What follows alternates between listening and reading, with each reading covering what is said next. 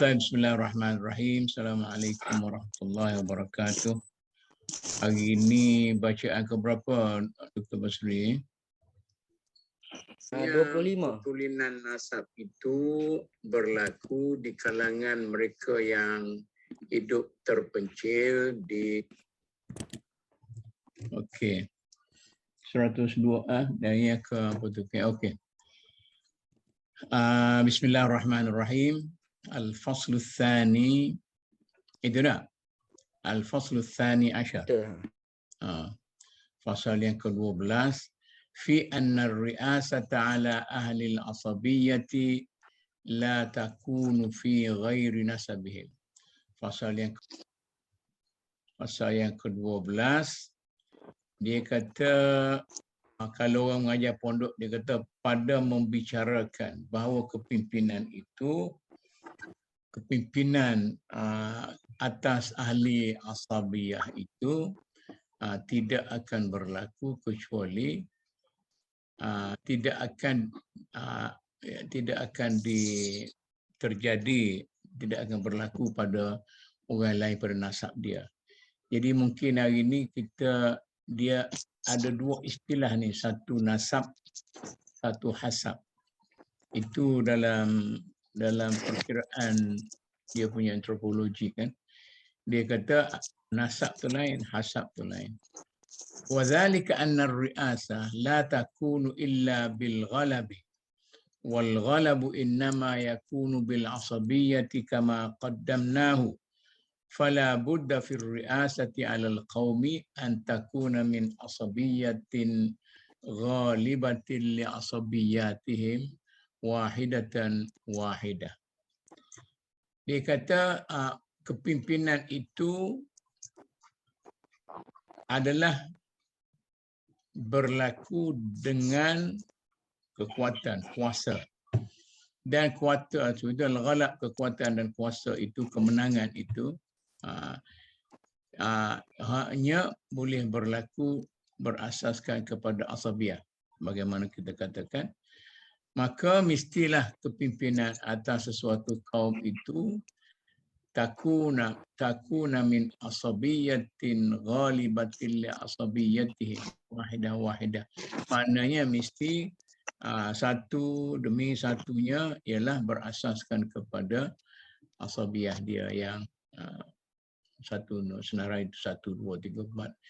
لأن كل عصبية منهم إذا أحست بغلب عصبية الرئيس لهم أقروا بالإذعان والاتباع.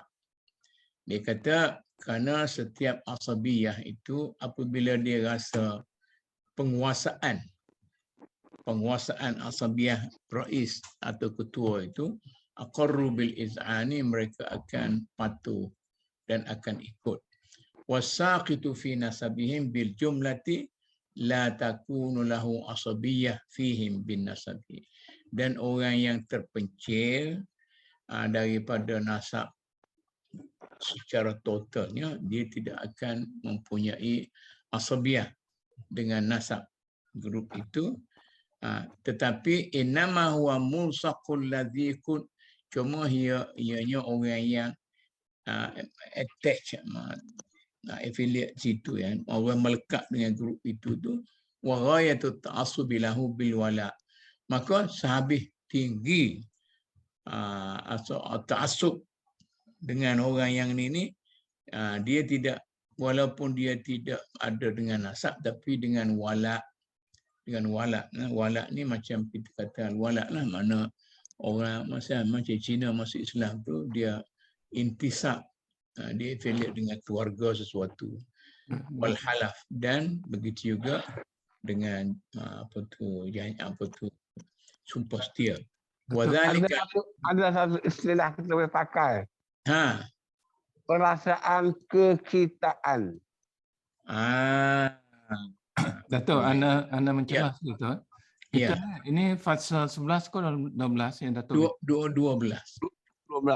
Dia macam lari sikit daripada terjemahan yang bahasa Inggeris ni. Kalau ikut anda ni bahasa Inggeris, leadership. Ini kita bicara kepimpinan kan? Pasal. Yes, leadership. Ini nombor 11. kalau ikut terjemahan ni. Ya.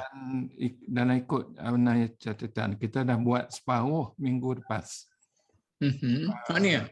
Ni. Jadi Okey. kita keluar, tapi tak apalah kalau melainkan kita nak ulang lagi. Dia mengikut teksnya. Mungkin Rasulullah ni dia macam Sok Zaki jugalah, dia terjemah tu dia ikut dia nak pergi ke mana dulu. Terjemahan secara bebas dia panggil kan. Dan tapi berkenaan dengan kepimpinan ni dah kita bincang minggu lepas. Mungkin akan teringat sikit tapi tak apalah kalau kita teruskan pun tak apa juga, insya-Allah. Ya. Boleh kalau kita nak langkau pun okeylah. Kalau ikut Ana dah masuk. Ana ingatan Ana tak catat betul-betul kat mana, tapi dekat ujung bab 11 ni nak masuk 12 dah. Perkara 12. Betul. Ataupun, tapi betul ataupun untuk mood kita ataupun saya baca postal sikit je 11 kita nak tengok dia ending dekat mana. Kan, supaya mungkin juga dia itu footnote tapi Rosenta masuk sebagai penyambungan. Jadi kita nak tengok yang Arabic Tok Mood, dia habis akhirnya di mana? Akhirnya faslu apa tu 11. Ya.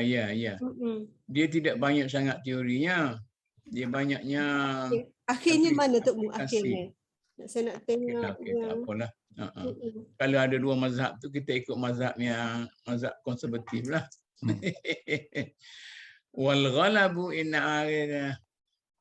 Jadi Dr. kami kata apa tadi? Semangat kekitaan. Sebab nak bicara tentang kesebatian antara pengikut dengan pemimpin. Ya, okey. Semangat kekitaan. Okey.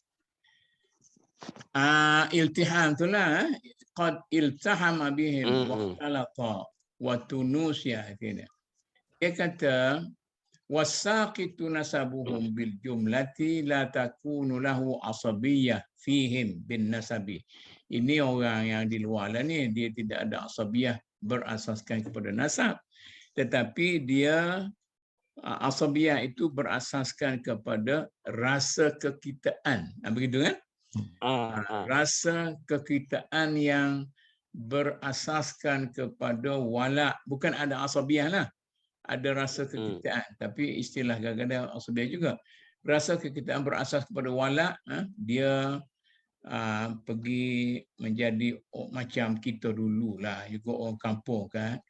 Orang kata apa tu Pok Suh ni bukan orang kampung sini, ya. Tapi bila dia kahwin dengan orang situ, dia duduk di situ. Jadi orang situlah. Jadi orang kayu rendah lah. Begitu. Wal halam. Wa dzalika la yujadu lahu ghaliban alimul battah. Tak ada lah. Okay. Dia terjemah dan sebagai apa? Ikatan sikit je lah. Ikatan? Ada attach, ikatan. Attach. Dan ali itu mana ada hubungan. Ya. Jadi mana kena terjemah sebagai iyalah. Okey. Jadi wa idza faradna annahum qad iltahama bihim wa ikhtalata wa tunusiya ahdul awwal min al-iltisaqi wa labisa jildatuhum wa du'iya binasabihim fa kayfa lahu ar-ri'asa qabla hadha al-iltiham aw li ahadin min salafihi.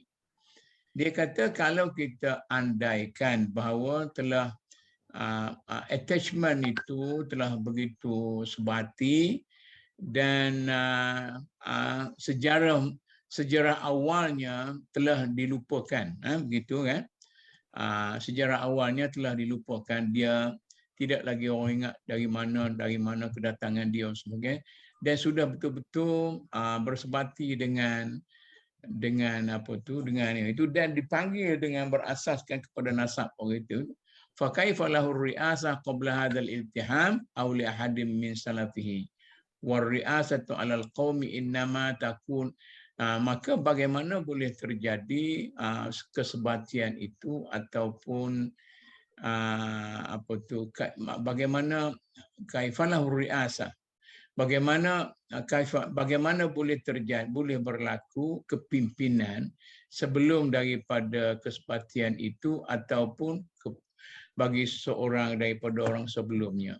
Wa ri'asatu 'alal qaumi innama takunu mutanaqilah, sedangkan kepimpinan atas satu kaum itu berlaku berasaskan kepada mutanaqilah min mambatin wahidah. Dia turun menurun daripada titihan yang satu. Tu'ayinu lahul ghalab bil asabiyyati. Itu yang menentukan bahawa mereka itu ada yang lebih berautoriti lah. Fal awwaliyatu allati kanat li hadzal mulassaqi fi 'urfi fiha ittisaquhu min ghairi syakkin. Yang mula-mula sekali itu keutamaannya adalah orang yang sebati, tak syak lagi lah orang sebati dengan grup tu. Wa mana'u dzalika lil iltisaq min ar-ri'asati hina izin. Ini belik sikit. Wa mana'u wa man fi ghairi syakki wa mana'u dzalika lil iltisaq min ar-ri'asati hina izin. Oleh kerana dia hanya itu attach kepada grup itu, dia tidak di encourage dapat jadi ketua. Fa kaifa tunuqilat anhu wa huwa ala halil saq. Bagaimana boleh turun mengganti berketurunan daripada dia. Wa ri'asatul la budda wa an takuna mawruthah, sedangkan keketuaan itu mesti berasaskan kepada warisan an mustahiqiha, 50 bagaimana kita ceritalah. Wa qad yatashawwafu katsirun min ar-ru'asa. Kadang-kadang ada orang ketua-ketua ni dia nak jadi ketua, dia berusung untuk menjadi ketua alal qabail atas qabail wal asaib ila ansabin yalhajuna ilaiha. Dia pergi ke mana-mana satu grup tu, dia nak jadi ketua situ, imma li khususiyati fadilatin kanat fi ahli dzalika nasab min syaja'. Oleh kerana ada sifat-sifat khas bagi dia ni hero ke, dia ni pemurah ke atau semacam ni, fayanzauna ila dzalika nasab, maka dia dianggap sebagai orang daripada keturunan itu. Wa yatawarratuna bid-da'wa fi syu'ubihi, dan dia dengan secara tidak sengajanya dianggap sebagai orang dalam kalangan itu. Wala ya'lamuna ma yuqi'una fi anfusihim min al-qadhi fi ri'asatihim wa ta'ni fi syarafihim. Wa hadha kathirun fin nasi li hadzal ahdi. Dia mereka tak tahulah dengan dari segi latar belakang sebenar dan kekurangan dia pada usul tetap kalanya. Dia kata inilah yang terjadi dalam masyarakat kita sekarang. Maknanya attachment yang menghilangkan cerita zaman lampau, tetapi dia bukan sebenarnya orang yang betul-betul bagus. Jadi inilah yang saya katakan aplikasinya. Contohnya ma yad'i zanana jumlatan annahu minal Arab. Dia kata macam orang zanana, dia kata dia ni orang Arab, sebenarnya dia attachnya dia bukan orang Arab ni. Ini keluarlah Arab, Aribah, Arab Musta'rabah, Arab apa semua sekali itu. Kemudian iddia' auladi rabab al-ma'rufin al-hijaziyah. Ini terjadi kepada anak cucu rabab yang akhirnya dikenali sebagai Hijazi, orang Hijaz daripada Bani Amir. Min zalika di'a Abdul Qawi bin Abbas, ini dia punya contoh-contoh dan sebagainya. Wa ma kadzalika ma yad'i abna Uzayyan, muluk Kelemsan dan sebagainya. Ini orang ni Banul Qasim ni, Qasim. Ini semuanya contoh-contoh. Kalau Syekh kata tadi kita nak langkau, tak apalah. Jadi kita hanya ambil dia punya teori bahawa hanya berasaskan kepada nasab lah sahaja kepimpinan itu menjadi kepimpinan yang utuh, sedangkan yang affiliate, seorang affiliate kepada suatu grup itu mungkin dari segi asal usulnya tidak sebegitu boleh diterima, dan mungkinlah satu masa. Ini yang berlaku pada satu contoh 1, 2, 3, 4, 5 dan 6. Anda ada tengok kenapa rasa Ibn Khaldun membicara soal ini? Anda terfikirlah diri anda, apakah ada dalam sunnah Rasul ke dalam apa pun yang Rasul pernah kata berkaitan dengan nasab ni dan kepentingan nasab dalam kepimpinan. Sebab saya rasa ada juga Ibn Khaldun cuba gambarkan ada setengah orang tu dia sengaja nak tunjukkan, sengaja seolah bangkit dan dekat dengan nasab atau hubungan yang dia nak kaitkan diri dia dengan keturunan. Supaya dia dapat tempat dalam betul. Apa yang Khaldun kata, you takkan dekat tempat because you bukan asal daripada itu. Ya, betul. Tapi yang terfikir apakah ada perkara berkaitan dengan nasab ni yang dikupas dari sudut Islam peri penting dan ada kaitannya dengan kualiti kepimpinan ke ataupun... Saya rasa yang paling utama ialah hadis Al-A'immatu min Quraisy. Maknanya kepimpinan itu perlu berada di tangan orang-orang Quraisy. Jadi orang Quraisy ini satu golongan masyarakat Arab yang paling murni. Dia punya nasabnya. Dia ada Bani Amir, ada Bani itu, Bani ini, itu yang dalam butun, dalam perut nasab tu, dalam perut atau kabilah tu. Tapi kabilah yang paling murni lah. Orang lain tidak dikeruhkan oleh orang luar. Hadis sahih Ustaz, Dato'? Ya, hadis tu disebut dalam kitab-kitab berautoriti tu. Disebut. Cumanya pentafsiran yang baru-baru dia kata maksud Quraisyin itu ialah sifat, kita bukan terima Quraisy per se, tetapi sifat yang ada pada Quraisy itu, iaitu maknanya orang ningrat yang tidak pernah dicemari keturunan mereka itu, orang yang masyhur dengan keulungan sebelum itu, dan orang yang paling senior masuk Islam. Hatta nak banding dengan orang Madinah sekalipun, dia diulang oleh Abu Bakar As-Siddiq apabila berlaku bila Nabi wafat, ada sedikit krisis siapa dia nak pimpin ni. Kata orang saya selalu bergurau-gurau lah di padang golf. Di padang golf Bani Sa'ad, padahal dekat sangat bukan pada golf depan ni. Sekarang ni pun ada kan, dia grup Bani Sa'ad berimpun sekarang ni. Saya kalau pergi ke Madinah, kalau dengan kawan saya tu Ustaz Ghani tu duduk dekat tu lah. Di situ dia kata Abu Bakar dalam sejarah ni, Abu Bakar membangkitkan Al-A'immatu min Quraisy. Itu hadis tu kan. Jadi bolehkah kita terima orang Quraisy kaum bangsawan? Ya. Bangsawan yang sangat murni dia punya. Dia tidak dicampur oleh sesiapa. Anda tarik sebab dalam bab sirah Rafiq Maktum tu, dia pun menguraikan ciri-ciri yang ada pada kaum Quraisy. Yang baik lah. Sebab ya, betul. Kita bincang zaman jahiliah tu ataupun orang Quraisy banyak yang teruknya, tapi banyak yang baiknya tu yang dibicarakan juga. Wallahualam. Utama sekali dia sanadah kepada Kaabah kan, protect, orang yang protect. Banyak cita-cita yang sedap ni. Bila nama siapa dia masa dia nak pergi serang, orang mana nak pergi serang Kaabah tu kan? Nama dia orang Habsyah. Orang Habsyah nak pergi serang Kaabah, maka datuk Nabi tu hantar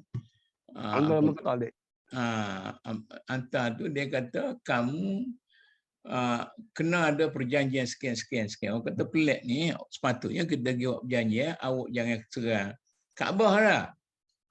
Jadi kehebatan orang Quraisy dia kata Kaabah tu, aku tidak seorang penjaga Kaabah. Kaabah tu rumah Tuhan. Waktu Tuhan jagalah. Aku nak jaga kepentingan aku je. Ini cerita-cerita. Tapi walau bagaimanapun, maknanya sekarang ni Qardawi pun saya ada sebut macam tu kan. Maknanya kita tidak menyebut Quraisy sebagai satu asas asabiyah yang tidak berkembang pentafsirannya lah. Nah, rasa termasuk Rasulullah semua dibaikot pun, bagaimana yang bukan Islam dah pun pertahankan jaga Rasul. Yes. Itu ialah kesetiaan dia kepada Ya. janji ataupun ikat yang mereka buat kan. Ya. Atas asas Quraisy lah tu. Dan malah Abu Lahab pun Abu Lahab pun dia bubuk kepimpinannya dari segi apa ni, dia protect, dia tak ada masalah. Dia pun tak berani bercanggah dengan apa adab atau amalan etika dalam Quraisy tu pun. Okey. Kita pergi pada tajuk yang salah lagi lah. Al-Faslu Thalith Ashar. Pasal yang ke-13. Fi annal baita wa syarafa bil isalati wal haqiqati li ahli al-asabiyyati. Wa yakunu li ghairihim bil majazi wasyabah wa dhalika anna syaraf wal hasab innama huwa bil khilali. Ini dia dah keluar dah istilah al-hasab. Dia an-nasab, dia al-hasab. Wa ma'na al-bait, jadi ala bait lah ni. Wa ma'na al-bait, ala al-bait, sekali ala al-baitur rasul. An ya'udda ar-rajulu fi abaihi ashrafan madhkurina lahum mazkurina yakunu lahu biwiladatihim iyyahu wal intisabi ilaihim tajallatun fi ahli jildatihi lima waqara fi nufusihim min tajallati salafihi wa syarafihim bi khilalihim wan nasu fi nash'atihim wa tanasulihim ma'adin. Ini mereka kata dia bagi makna konsep bait itu. Apa pula saya punya, okeylah saya baca ni lah.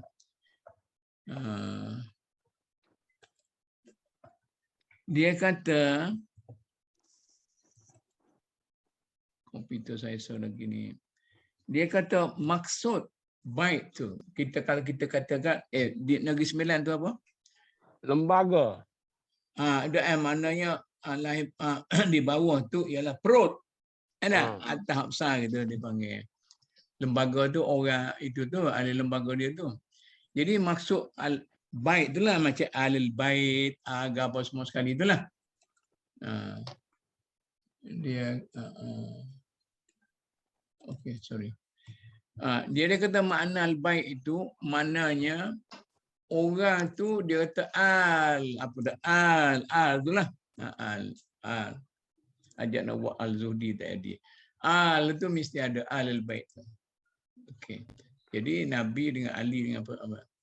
Dia kata ya'uddar rajulu fi abaihi ashrafan mazkur. Jadi seseorang itu dia akan dikaitkan dengan kegemilangan ataupun kemuliaan orang-orang atas dia itu berasaskan kepada intisab, beratas kepada nasab. Tijillatun fi ahli jildatihi, dan dia jadi sebab dia macamnya orang panggil min ahli jildati, maknanya orang dah kulit sedaging, berdarah daging, darah daging dia daripada atas ke bawah. Wan nasu fi nash'atihim wa tanasulhim ma'adim. Tetapi setiap seorang itu walaupun dalam sel yang sama, dalam perut yang sama, dalam rumah yang sama, dan keluarga yang sama, tetapi orang itu agak berbeza, kata Nabi, an-nasu ma'adin khiyaruhum fil jahiliyati khiyaruhum fil Islam idza faqahu. Yang baik pada jahiliyah, baik pada Islam, mereka itu faham. Ini hadis ni ada juga riwayat mengatakan Nabi menyifatkan orang-orang seperti Umar bin Khattab ni. Sebab itu Nabi dia kata Allahumma mintalah Islamkan salah seorang daripada al-Umarain, dua Umar. Salah satunya Abu Jahal dan salah satunya Umar lah. Dua-duanya nama Umar. Fa makna al-hasab, ya. Ana teringat hadis ni Maududi guna untuk menjelaskan dua, dia kata apa? Basic human morality dan juga Islamic morality. Kita dengar ada Islam tu tapi kena ada basic kualiti baik pada manusia tu. Kemudian ada Islam, dia akan lebih cemerlang lah. Tapi kena ada kualiti yang asal tu lah, basic morality tu lah. Dia menggunakan ini dalam satu tulisan beliau untuk menyatakan bahawa kita pun ada proses, tapi kena ambil daripada orang yang berkualiti seperti Omar bila dia masuk Islam tu, kualiti lebih baik lah. Wallahualam. Ya. Kalau kita nak gelar Tun Mahathir masa dia jadi Datuk Mahathir, Datuk Seri Mahathir tu, dia kata Islam itu simple. Ya, dia kata semua Islam itu nilainya universal. Maknanya kalau universal tu hanya baru ada basic quality barulah. Baru ada basic quality barulah. Yang extra quality tu hak Islam tu tak ada lagi. Baru ada Umar sebelum masuk Islam. Itu. Sekarang ni tak apalah, dia duduk marah-marah. Wa qad maknanya fa ma'nal hasab raji'un ilal ansabi. Dia kata arti al-hasab itu dia balik kepada nasab juga. Ini unit cerita antara nasab dengan hasab. Wa qad bayyana anna thamaratal ansabi wa faidatuha innama hiya al-asabiyyah lin-nu'rti wat-tanasuri. Ini diceritalah. Macam mana kita katalah ansab itu titihan itu faedahnya ada asabiyah di situ kerana nak tolong bantu. Fa haitsu takunul asabiyah marhubatan wal bambatu fiha zakiyyun muhmiyun takunu faidatan nasabi awda. Kalau asabiyah itu lebih murni, lebih terkawal, maka faedah nasab itu lebih jelas dan hasilnya lebih kuat. Wa ta'didul ashraf min al-aba zaidun fi faidatiha fayakunul hasabu wa syarafu asliyaini fi ahli al-asabiyyah. Dan dia panggil al-hasab wa syaraf. Okey. Dia orang panggil orang ni dikira macam hisab juga. Orang ni dikira sebagai orang ini dan ada kemuliaannya. Kalau dia tu original dalam tu, maka dia ada banyak faedah daripada dia afiliasi dengan nasab tu. Wa tafafutul buyut fi hadha syaraf wa tafafutul asabiyyah. Dan tinggi rendahnya buyut tu, bani maksudnya akan berbeza mengikut perbezaan asabiyah itu li'annahu syiruha, itulah rahsia. Jadi misalnya kita ambil Quraisy tu ialah kabilah Quraisy, tapi di bawah itu ada macam-macam lah. Bani Abbas, Bani apa tu, Muttalib dan sebagainya. Wala yakun lil munfaridina min ahli al-ansari baitun illa al-majaz. Orang-orang yang orang bandar, orang sudah Amsar yang tidak duduk di padang pasir lagi ni, mereka itu tidak mempunyai kelayakan untuk ada bait itu, tidak untuk digelar sebagai membani sekian-sekian itu, kecuali dengan majaz sajalah, dengan bahasa kedua, bahasa sindiran saja. Bukan sebenar, bukan hakikat. Satu hakikat, satu majaz. Wa in tawahhamuhu fa zukhrufum min ad-da'awa. Kalau mereka menganggap itulah yang sebenarnya, maka itu adalah karut, mengarut dakwah yang karut. Wa idza tabaratil hasab fi ahli al-amsar wajadta ma'nahu. Bila ada hasab pada orang yang sudah berada di kawasan membangun Amsar ini, maka makna konsep atau arti hasab itu ada pada dia.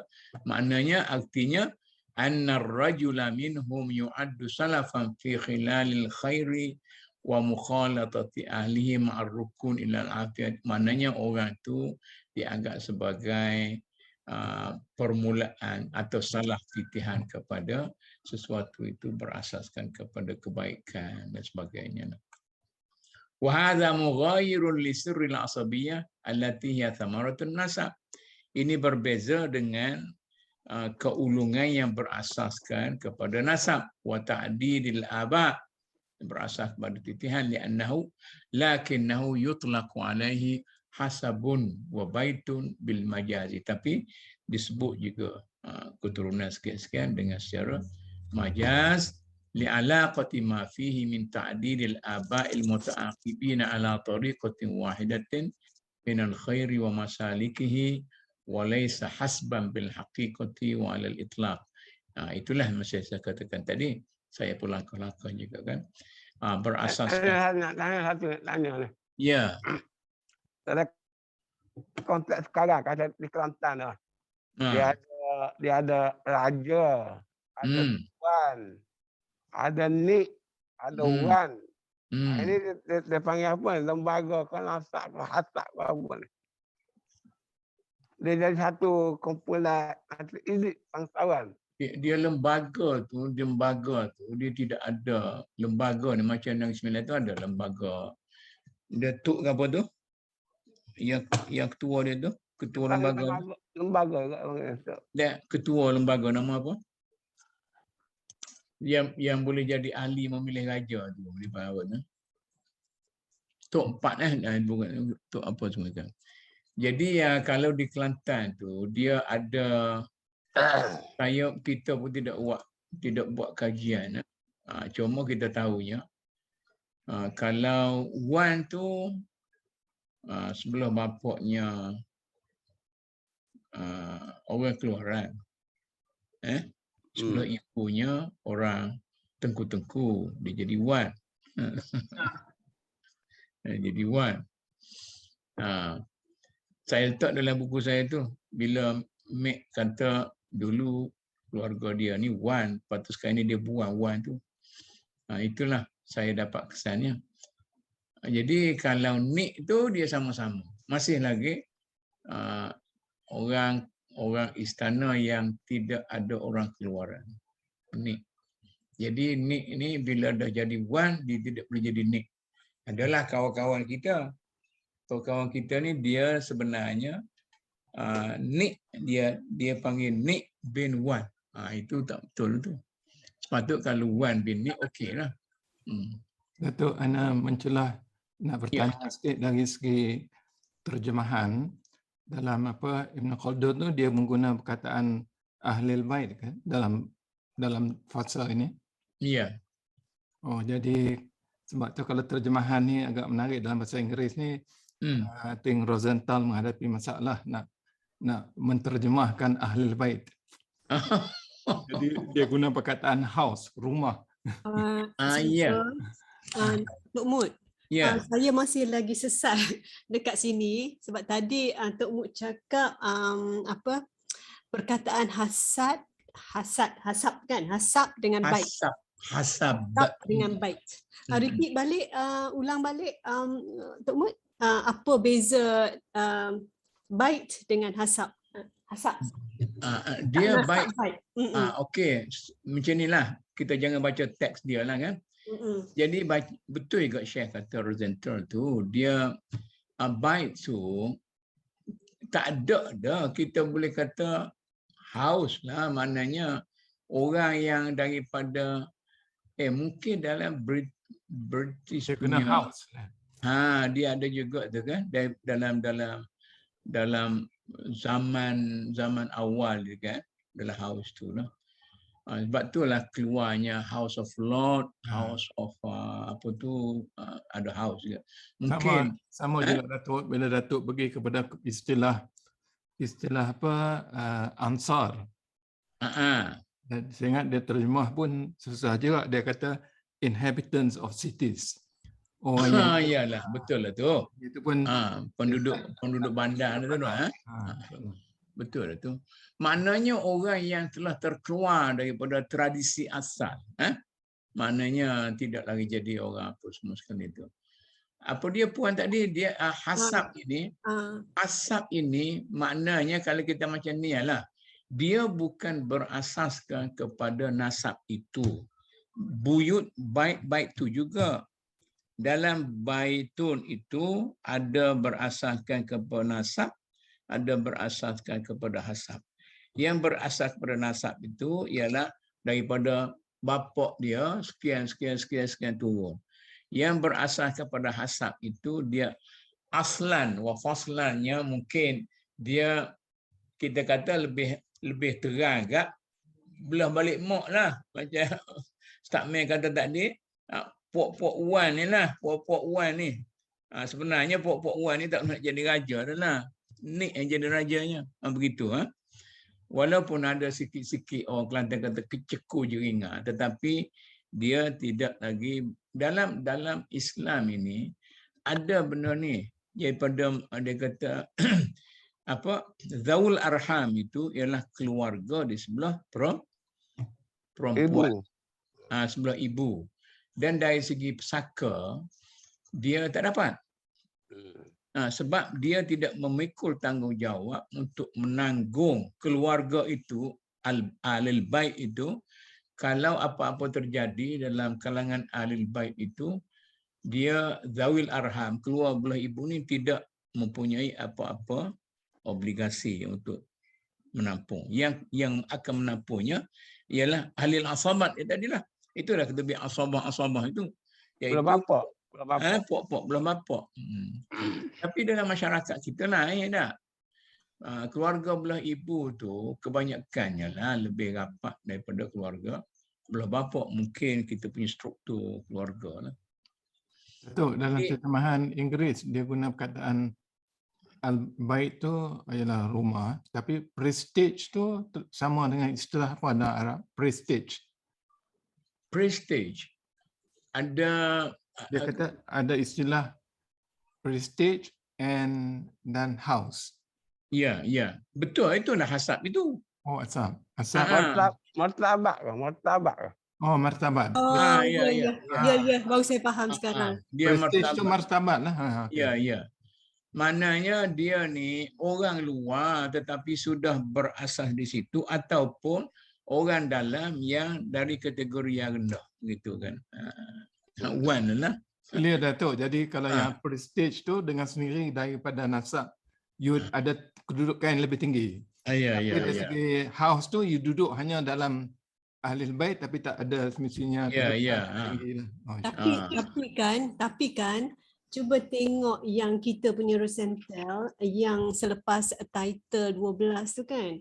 Yang first line dia kata macam ni. Dia kata a house.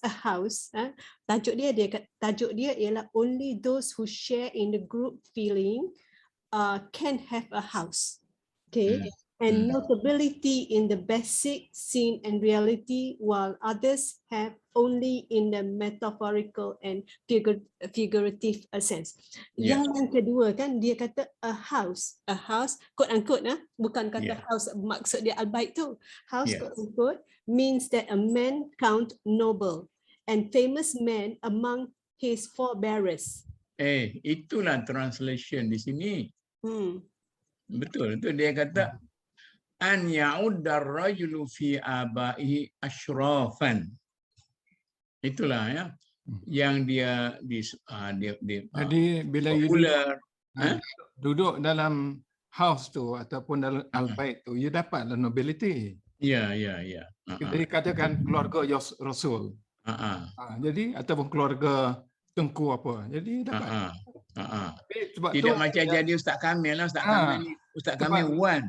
Sebab tu dalam chapter fasa sebelum ni apa yang Khaldun nak kata ada setengah orang sengaja nak duduk dalam keluarga tu. Yes. Dia walaupun dia bukan asal keluarga tu supaya dia dapat nama.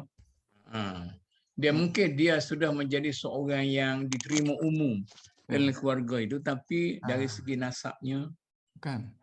Tapi sebab tu konsep prestige bahasa you asal memang dari keturunan dan you ada kedudukan tinggi oleh kerana dalam keturunan itu. Sedangkan house you duduk dalam nama seolah dalam galangan kumpulan sekeluarga tapi you tak ada tempat. Allahu a'lam. Ya betul lah. Dia ada dalam House of Lord juga tapi kurang. Tapi kan Tok Mut. Ya. Di sini kan house di sini ni apa? Equivalent to nasab Hasab. House itulah senang saya kata house of lot lah. House of common, house of law. Tak, maksud saya Arabik dia apa? Buyut dah, al-bait dah. Buyut al-bait Baiklah. Okeylah. Baik juga. Maknanya ini awak ialah anggota ada house juga, house of common. Awak ada baik itu juga, tetapi tidak dengan orang ashraf ini. Ashraf abai ashrafan mazkurina. Itu yang nama figuratif tu, nama dia. Kamu daripada keturunan mana? Keturunan keluarga mana? Jadi kerana kamu ada kaitan sikit keluarga tu, maka you dapatlah nama. Dapatlah masuk situ. Tapi sebenarnya kamu tak ada nama pun. Orang lain. Orang lain. Orang kata ni orang keluaran ni. Okay, that's where the prestige kat bawah tu comes in kan, the word prestige tu. Okay. Sebab tu Ibn Khaldun nak bedakan juga supaya kita tahu bahawa sebab apa ada kaitan dengan rasa kekitaan keluarga tu datang daripada yang betul-betul asal tu. Ya.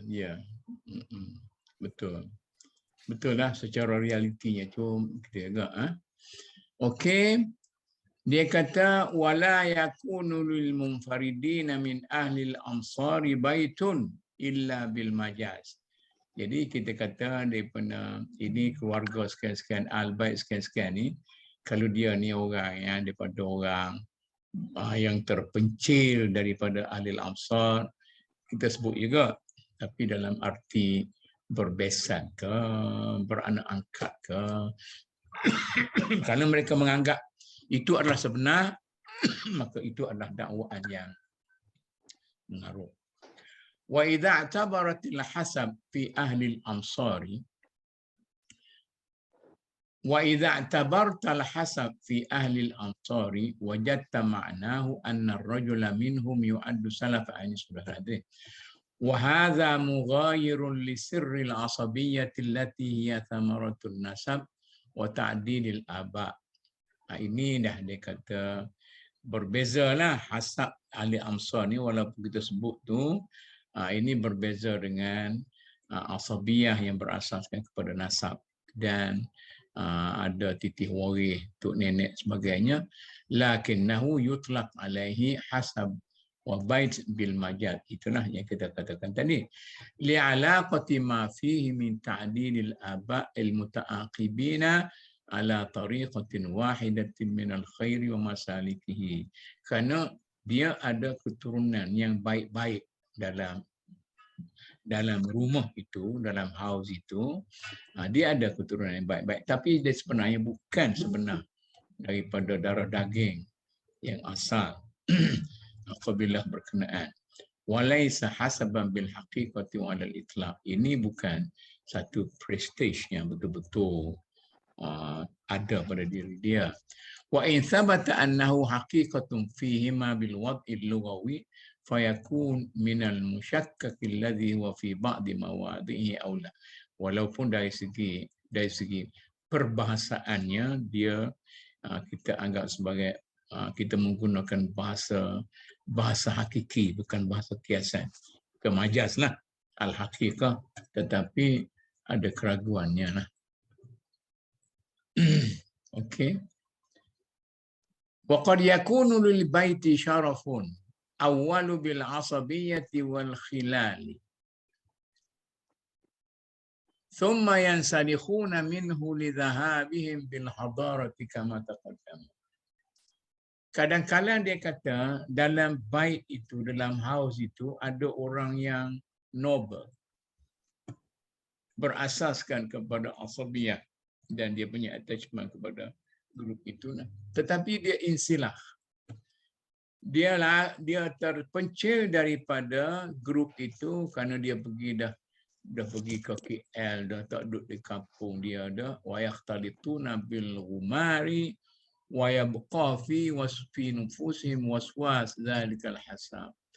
Dia bergaul dengan orang di kawasan apa tu, kawasan maju itu, dan dia macam orang kita lah, orang kampung dah pergi ke kota tu dia rasa macam tidak orang kampung lagi lah. Ini sudah jadi Melayu baru ni.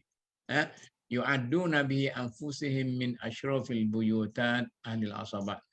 Dia bukan nik pun dia kata wak gapo nik kita buat lah nik orang gapo.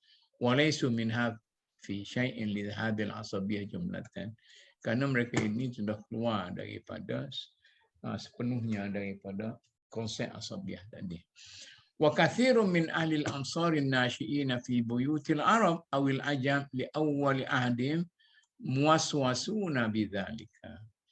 Banyak yang kata orang-orang yang sudah duduk di kawasan urban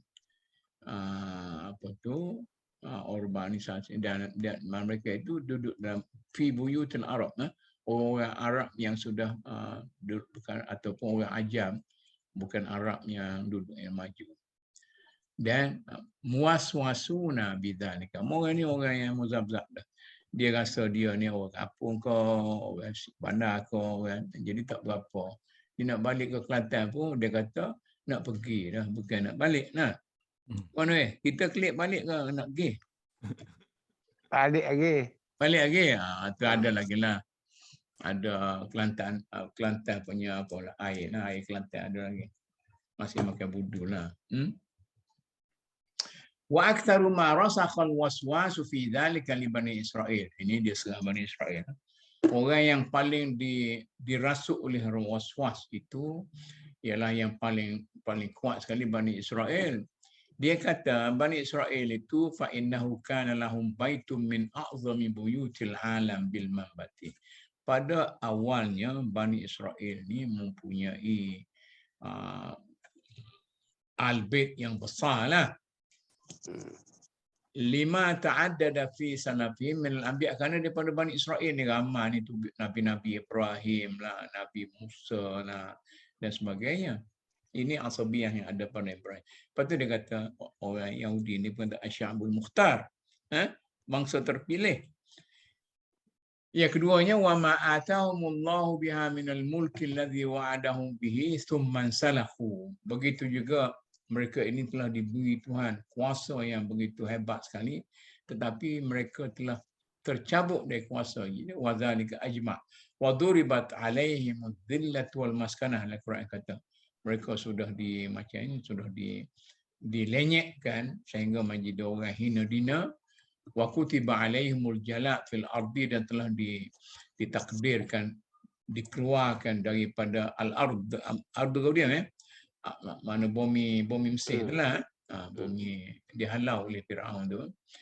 Wa faradu bil isti'adi bil isti'bad lil kufri alafan min as-sinin. Hidup sebagai orang-orang yang kafir beribu-ribu tahun. Wa ma zala hadzal waswas musahiban lahum fatajiduhum yaqulun. Jadi adanya waswas dalam diri orang Israel ni, dia tidak berani lagi nak sebut ini membaiti Israel misalnya. Bait itu. Dia kata ini Haruni, anak cucu Nabi Harun. Ini orang anak cucu Yusha. Ini anak cucu dia sebut Haruni atau Nasal Yusha atau Aqib. Ini anak cucu Kalib. Ini anak cucu Yahuza dan sebagainya. Ini semuanya lahirlah daripada orang-orang yang terputus hubungan dengan kemurnian yang asal. Maka oleh kerana itulah bagi kita orang Islam yang dikatakan Israel Yahudi sekarang ini bukanlah Yahudi yang dianggap sebagai Yahudi yang murni, dulu. Tapi kalau kita pergi London tu, orang budak-budak kita berkata kan, yang sembelih Yahudi itu adalah sembelih yang paling dekat dengan Islam. Itu cerita lain lah. Waqad ghalab, sorry.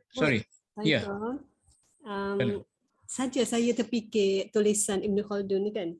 Bila dia ambil contoh Al-Bait and then dia ambil contoh Bani Israel. Bani Israel itu besar. Jadi saya rasa macam komen sikitlah Ibn Khaldun kan. Tak apa Tak apa, okey lah. Bukan betul sangat pun dia kan. Ha. Okey, saya rasa bila dia kait contoh dengan Bani Bani Israel kan. Israel. Ha. Sebab Bani Israel ni sebab kita ialah orang pengikut Nabi Muhammad SAW. Jadi kita pun besar. Jadi kalau dia nak ambil Bani Israel secara besar macam tu agak example tu agak tak berapa bagi saya lah, tak berapa nak tepat. Tapi kalau dia ambil satu kaum, katalah kaum Yahuza ke kaum Sab ke, saya rasa tepat. Tapi kalau dia nak kata the whole of Bani Israel daripada keturunan Nabi Musa is so huge, so big. Jadi dia tak boleh nak, wallahualam, saya rasa macam itulah. Gini. Dia kata rasa was-was tu telah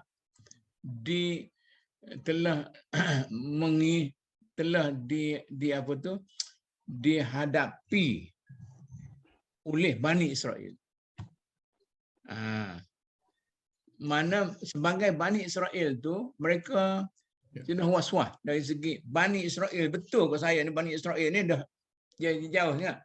Sebab tu mereka tidak berani lagi memperkenalkan mereka itu sebagai Bani Israel.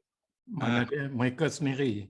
Kerana awal ayat pertama dalam bahasa Inggeris dia kata Israelis mostly firmly misled. Mereka tertipu dengan decision tu. Makna dia was-was dia tu dia tertipu dengan was. Sedangkan asalnya dia memang satu bangsa yang diakui oleh Tuhan. Besar Bani Israel. Dia dah hilang benda tu.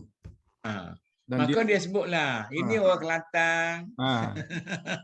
Ni saya daripada Harun, saya daripada Harun ni nak cucu Harun ni orang Kelantan, dia orang Kedah, Yusha. Dia patut bincang dia sebagai Muslim. Maknanya sepatutnya being pengikut Nabi Musa tu adalah satu asabiah, unity. Yes.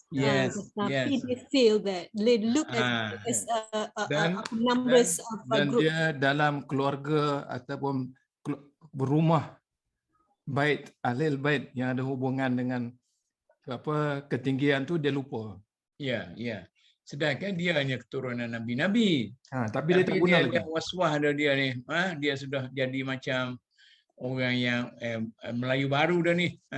Hilang. Hilang. Maka inilah dia kata orang Harun, anak cucu Yusha, anak cucu Kalib, anak Yahuza. Saya rasa lah, dalam anda nak bangkit tadi pun dalam poin paragraf sebelum ni pun dalam ayat terakhir tu Ibn Khaldun dah sebut dia kata mereka yang hidup dalam yang muhajirin ke ataupun yang ansar. Ya, ansar. Lain akhir apa dia kata lain terakhir itu Datuk tengok terjemahan dia. Yang mana tu? Paragraf sebelum akhir. Ayat terakhir. Ayat akhir yang tadi, yang bab lain tadi. Bab paragraf sebelum ini. Bab fasa sebelum ni tu. Dalam chapter bukan paragraf sebelum ni. Paragraf sebelum ni. Dia kata dia cerita tentang ahli ansar. Orang yang sudah pergi duduk di kawasan yang membangun. Dia line terakhir dia tu mereka yang duduk tempat-tempat lain dan lupa asal usul mereka. Ya. Jadi Ibn Khaldun nak masukkan bila kita pergi tempat-tempat lain kita lupa asal usul kita. Ataupun daripada mana dia dalam konteks dia kata bangsa Arab tu bangsa yang memang bangsa yang tinggi. Ya. Tapi dan bila pergi tempat lain dia berpindah maka hilang. Dia sampai tertipu dengan keadaan dia hilang dia punya ketinggian tu lah. Allah. Ayat dianya wa katsirun min ahli al-amsarin nashiina fi buyutil arab awil ajam li awwali ahdihim. Orang yang mula-mulanya terdidik dalam satu keluarga besar lah. Buyutil arab, dalam rumah Arab atau rumah ajam tadi, rumah bukan Arab ni pada peringkat awalnya. Tapi was-was mau susu nabi dzalika, dah rasa was-was. Mereka ini orang asal ke tidak. Tapi yang hebat sekali was-wasnya ialah Bani Israel. Okeylah puan, tak salah juga nanti Ibn Khaldun tu. Tak saja cara saya faham mungkin tak berapa keras. Betul lah tu. Ya okeylah tu kita bincang macam tu lah. Sebab kita kan tak bolehlah setuju semua kan. Sekarang. Jawapan Ibn fanatik Khaldun. pula. Hatta kepada Imam Ghazali pun tak boleh nak fanatik. Apa? Kena ada Macam semua betul je. Bukan semua betul. Macam puan ni, dia sini Syekh tu fanatik pada Ibn Khaldun ni. Sebab kita kan passion bila kita baca sesuatu Tok Mut, kita tend to agree Okeylah, kan. Inilah kita kata majlis ilmu kita ni dah, majlis ilmu. Tapi ana duk fikir. Ya. Ibn Khaldun ni ada sikit dia punya rasa seolah-olah mengaku bahawa asal Arab ni dia ada ketinggian sikit, bangsa Arab yang asal. Ya. Itu dalam dia punya tulisan lah.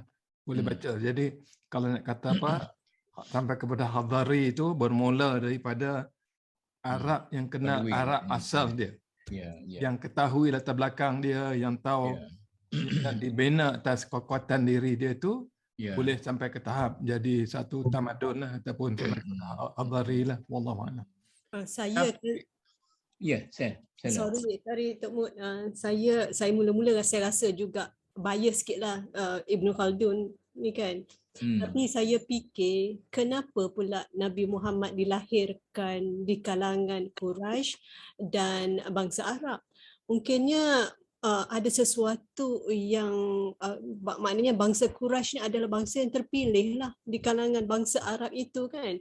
Ada kelebihan pada bangsa Arab itu. Balik Puan Nazli tanya kawan-kawan ustazah tu.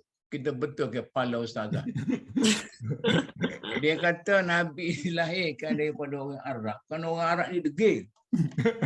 Kalau Nabi itu lahir daripada orang Melayu, orang Arab seka pun tak masuk Islam. Tengok cara orang ustaz-ustaz Melayu. Sebenarnya itulah bangsa yang terpilih. Maknanya nak kata Ibn Khaldun ni fanatik pada Arab pun macam ni kan. Cuba tengok dalam sejarah sampai sekarang ni, yang original pembangunan tamadun Islam tu Arab. Dah.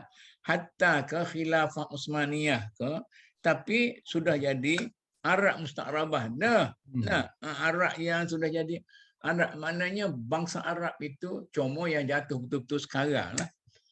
Dan kalau nak bangkit pun saya masa sekolah menengah lagi, Islam akan bangkit daripada daerah kita, daripada Nusantara. Orang Arab sudah hancur tamadun dia. Sekarang ni tak bangkit-bangkit sampai sekarang ni. Jadi kita duk kutuk orang Arab, dia tak tahu. Sekarang ni kita baru tahu. Bangsa kita. Pada bacaan Muqaddimah ni memberi kita kejelasan kenapa Ibn Khaldun membicarakan soal, tapi bila dia kata Arab, bukan dia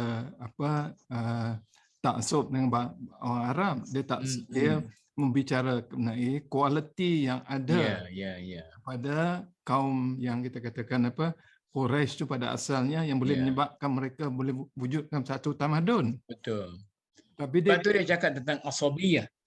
Sebab tu yang ada asal pada kaum Quraisy tu dipupuk, dibina dengan Islamnya, atau yang kata hadis tadi tu, kerana dia sebagai mineral, sebagai satu batu yang boleh kita gilap sampai jadi jadi kualiti. Tapi daripada asal daripada kaum Quraisy itulah yang kualiti yang ada, bukan yang teruknya lah, yang kualiti yang ada itulah. Wallahu a'lam. Ni ada nak gorang Ustaz Man ni dia sebab tu orang UMNO dia lebih solid nak banding dengan orang PAS. Pasal UMNO dia menggarapkan asabiyah Melayu tu. Maka itu menjadikan mereka itu solid. Orang PAS tu dia bagi akidah. Akidah tu dia kalau Islam dulu akidah. Ustaz Man, akidah tu saya pun ada pandangan kat ni. Ada pandangan kat. Lagu mana? Abu Hasan Nadawi ada kitab apa tu lah, Madza Khosral Alam Bitafil Muslimin. Dia ayat-ayat Arab bangkit balik. Oh. Selagi Arab tak bangkit, Islam tak bangkit. Oh gitu. Dia kata Malik bin Nabi, orang Arab saya cakap banyak. Sebab dia kata Islam akan bangkit di alam Melayu ni.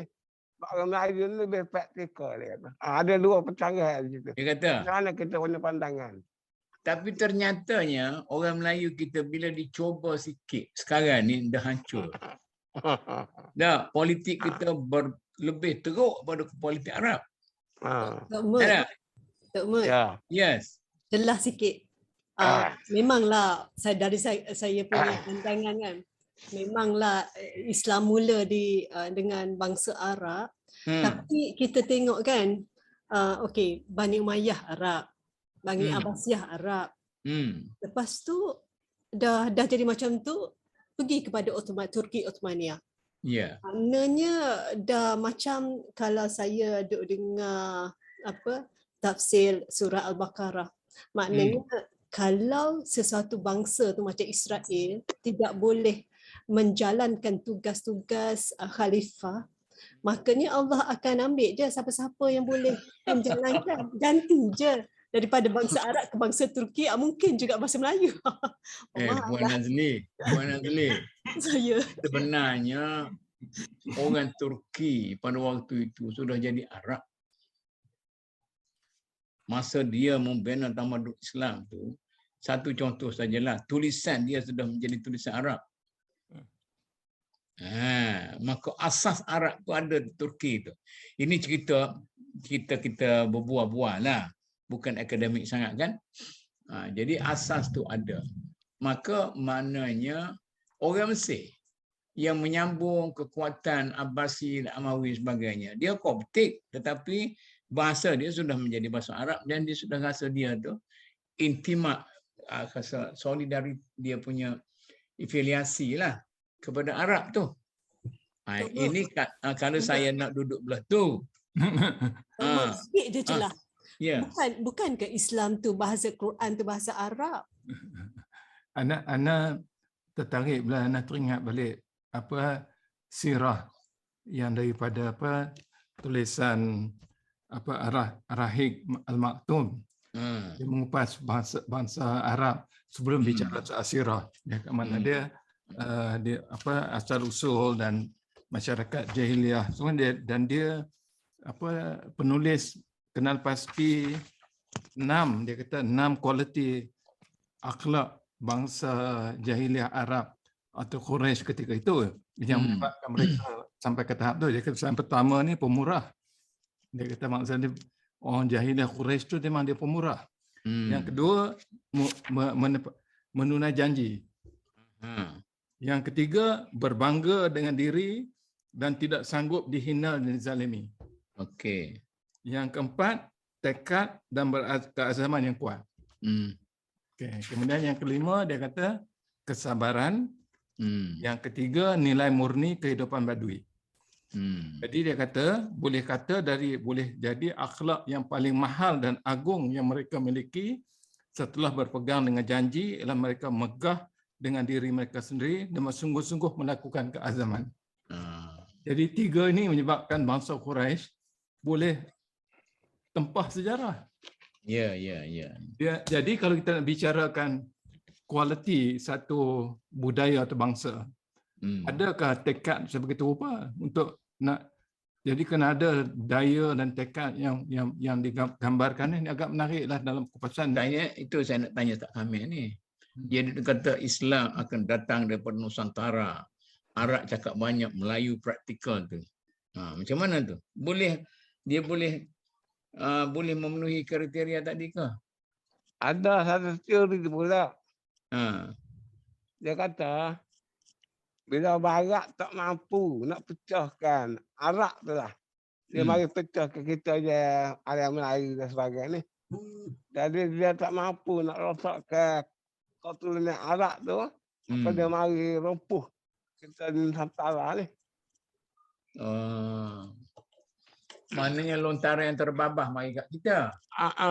Pasal dia pergi tekan Arab tak mampu.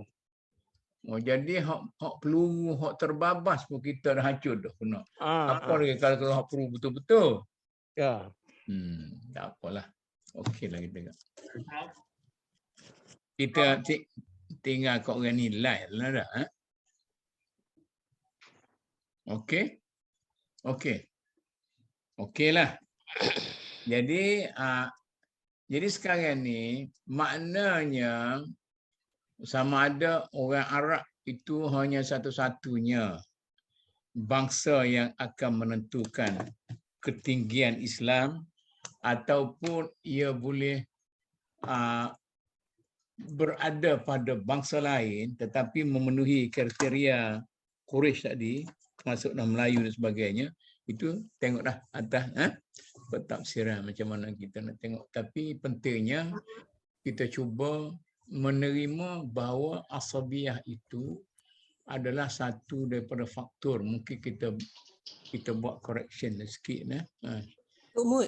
Yes. Tok Mut, sorry celah sikit. Mungkin definisi Arab tu juga perlu di-define balik sebagaimana kita define tadi yang hadis yang kata apa tadi, kepimpinan perlu berada di kalangan Quraisy. Jadi kita kata Quraisy quote unquote Quraisy, kita lihat kepada sifat itu. Jadi betul juga kalau Syekh Farid tu cakap, dia kata kita lihat kepada Arab. Apa sifat yang ada pada bangsa Arab? Maka kalau kita nak jadi world power lah, world supreme power lah, makanya kita kena ada sifat-sifat yang Allah tunjukkan di dalam bangsa Quraisy Arab itu. Dan baru kita boleh jadi world leader lah, saya ingat. Jadi kerja-kerja membina sifat-sifat itulah satu kerja yang kena buat. Betul, betul. Maknanya dari segi sejarah kita kena klik baca Nurul Yakin semula lah. Buku-buku klasik yang belum ditafsirkan dengan banyak sangat. Cuba kita Tok Mut, kalau Melayu rasa kita boleh bina sifat-sifat itu, makanya saya rasa tak mungkin orang Melayu boleh bangkit menjadi salah satu daripada bangsa yang unggul. Ya, betul lah. Bila kita terima Islam daripada Arab, kita buat modifikasi sikit saja sesuai dengan budaya kita, tapi dia punya konsep asas tu masih ada di situ, berada di situ. Cuma kita modify sikit, kita masuk ni sikit sesuai dengan budaya bangsa kita. Adanya raja pada waktu itu, kita Islamkan raja, maka orang masuk semua-semua. Jadi benda-benda macam ni mungkin kita boleh cuba faham. Bila kita berbicara soal, contohnya apakah budaya kita ada budaya yang tekad dan azam sampai komplit. Nak laksana satu benda sampai habis. Itu satu kualiti yang kita bicara di kalangan orang Melayu tu satu kelemahan. Ya, betul. Dia tak ada tekad azam sampai komplit. Dia mula hangat-hangat, lepas tu berhenti. Itulah. Itu mana kita bicara. Kaum lain dalam negara kita kan lebih serius yang itu daripada kita yang bangsa lain. Betul. Ada jawapannya, Syekh. Kerana mereka adalah kaum pendatang. Okeylah. Maknanya ada sikit sekarang ni. Ya. Buat hadis pula ni. Buat hadis, baca hadis akhir zaman kan. Alul hadis. Dia kata Nabi ayat Islam akan bangkit dari timur. Dari Bani Tamim atau yang akan bangkit tu. Sebab dia percaya kepada Bani Tamim, dia hadis kebangkitan Islam daripada timur. Dia merujuk pada Yaman. Merujuk pada? Yaman, negeri Yaman pula. Yaman? Itu rujukan semasa tu lah. Hadis lah. Hadis mengajar masjid. Tapi kalau rujuk kepada Yaman, maknanya artinya rujuk kepada Arab. Sebab Al-Yaman tu aslul Arab. Original Arab sebenarnya Yaman. Okeylah. Kita cuba, masih lagi kita cuba-cubalah. Itulah mana tanggungjawab kita ialah cuba membangkitkan. Lepas tu tengoklah atas masyarakat. Ada teori satu lagi. Ya. Nabi Ibrahim itu ada 3 isteri. Aha. Sarah, Hmm. Siti Hajar. Hmm. Pasal orang lagi nama kau saya ingat. Dia ni hari ke timur ni melahirkan orang Melayu, orang Korea, orang Cina ni. Jadi keturunan kita ni keturunan Nabi Ibrahim juga. Tapi Ya. bila nama dia ketiga ni. Kalau saya sebut nama, marahlah kawan-kawan kita juga pok-pok teori ni. Okeylah kita dengar nak teori tu dulu. DNA Melayu nak apa-apa semua sekali. Ini bagus juga kita dengar. Lebih baik kita tolak awal-awal, kita dengar dulu. Macam Lah Nakula dulu, dia kata kapal yang dibuat berperang oleh Tariq bin Ziyad itu. Dibuat daripada kayu medan. Kayu medan itu hanya ada di Kelantan saja.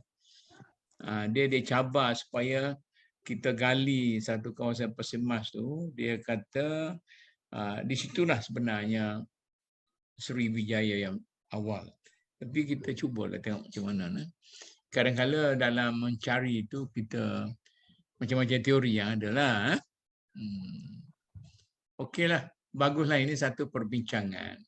Kita panggil perbincangan peringkat awal, iaitu pendedahan. Kemudian kita follow lah bagi orang tu. Okey, kita teruskan baca. Wa katsirun min wa qad ghalata aini. Dia kata wa katsirun min ahli al-amsari wa ghairihim al-munqati'ina fi ansabihim anil asabiyyah yadhhabu ila hadzal hadaya. Jadi mengaruk ni, mabuk todi ni, dia kata inilah yang berlaku kepada orang-orang yang pergi duduk di kawasan membangun dan terputus daripada asabiyah yang awal, macam orang Yahudi tadilah. Jadi dia cuba masuk kepada detail. Dia kritik Ibn Rushd. Wa qad ghalata Abul Walid Ibn Rushd fi hadha lamma dzakara al-hasaba fi kitabih al-khitabah min talkhis kitab al-muallim al-awwal. Jadi kitab khitabah ni dituliskan oleh Ibn Rushd, iaitu ringkas kepada buku Aristotle. Kitab tu wal hasabu huwa an yakuna min qaumin qadimin nazalahum bil Madinah. Itu maknanya dia kata Tok Mut. yes. Tajuk Alvarez punya, Ibn Rushd punya buku tulisan apa ya? Ada mention tak? Al-Khatabah. Retorik. Okey. Terima kasih. Okey. Ada terjemahan dalam Melayu ni? Bahasa Inggeris. Bahasa Inggeris. Retorik. Betul lah tu. Terjemahan yang betul tu. Kitab yang Aristotle ni saya pun tak ingat. Gitu belajar. Falsafah Yunani belajar tak ingat dah. Okey. Wal hasabu huwa an yakuna kata dia kritik Ibn Rushd yang dalam buku dianya, buku Khitabah atau retorik tadi, kata Ibn Rushd wal hasabu huwa an yakuna min qaumin qadimin nazalahum bil Madinah. Ibn Rushd kata yang dikatakan hasab tadi ialah lahir daripada orang yang lama pergi duduk di tempat perbandaran. Maknanya dia boleh ada timbul hasab di situ. Nasab. Jadi masalah sekarangnya nampak adalah perbezaan pentafsiran sedikit sebanyak tentang perbezaan antara nasab dengan hasab itu.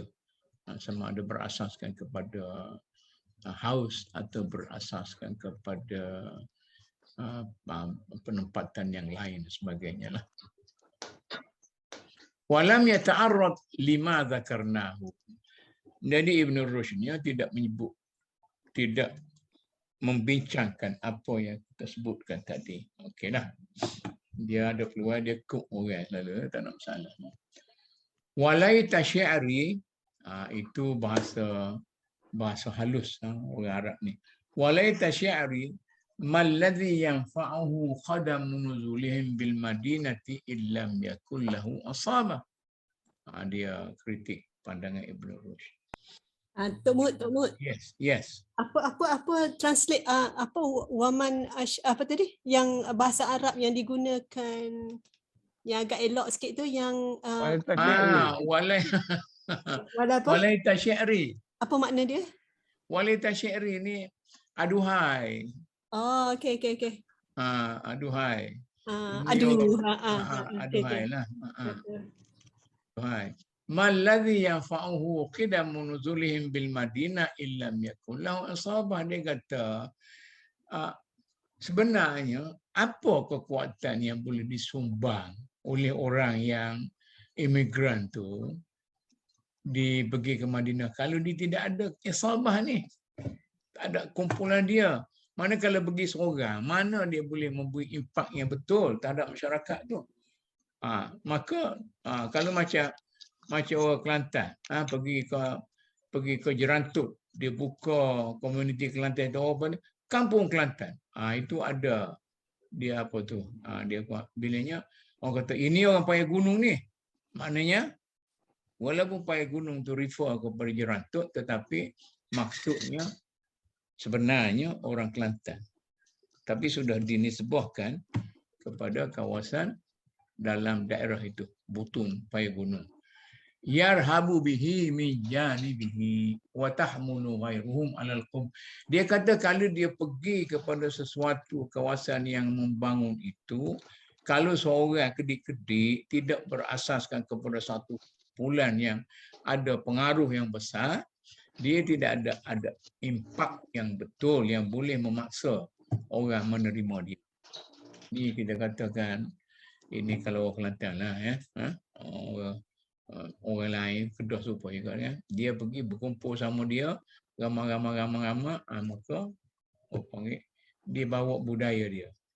Mula-mula orang Pahang ni mana ada nak bertetok bertikan, tak ada. Dia kelahi, dia ada golok di pinggang, saya tengok sendirilah. Tak pernah tetok pun. Bila orang Kelantan pergi, maka orang Kelantan lah ajar mereka itu. Pukul lah, tetok lah, tikam lah, bunuh lah. Itu budaya Kelantan sudah dibawa menjadi budaya yang dihormati di Pahang kemudian. Ala apa tu faka'annahu atlaqal hasaba ala ta'dilil aba'i faqad ma'anna al-khitabah innama hiya istimalatu man tu'athiru istimalatahu. Dia sini dia translate retorik sini khitabah lah, kalau retorik betul lah retorik lah. Dia kata kalau hanya nak pergi cerita, nak pergi bersyarah, nak pergi cerita buat retorik awak pergi bla bla bla cerita. Okey, itu sekadar nak cari pengaruh orang yang boleh dipengaruhi oleh retorik. Ya. Siapa ke nama kitab dia komplain sini. Wahum ahlul halli wal aqdi. Maknanya orang yang boleh tak menarik orang itu ialah orang bijak pandai. Yang grup ni pergi situ. Wa amma man la qudrata lahu al-battata fala yultafatu ilaihi wala yuqaddaru ala istimal wala yaqdiru ala istimalati ahadin wala yustamalu ilaihi. Tapi orang yang tak ada pengaruh macam tu, dia tidak akan boleh mempengaruhi orang lain. Betul juga ke dia. Jadi wa ahlul amsari minal hadari bihadil mathabah. Jadi orang-orang amsar ni, orang-orang yang Arab yang sudah pergi duduk di kawasan-kawasan itu macam itulah. Sepatutnya.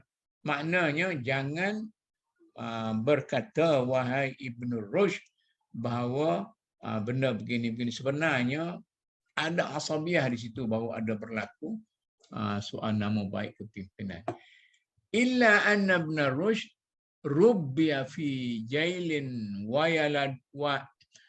baladin walam yumarisul asabiyah wala ansau ahwaluha fabaqiya fi amril baiti wal hasabi ala al amril masyhur min ta'didil abai ala al itlaq. ini saya pun tak berapa apa maknanya dia kritik Ibn Rushd ni. Dia kata dia terdidik dan membesar dalam kawasan itu dan dia tidak lam yumarisil asabiyah. Dia tidak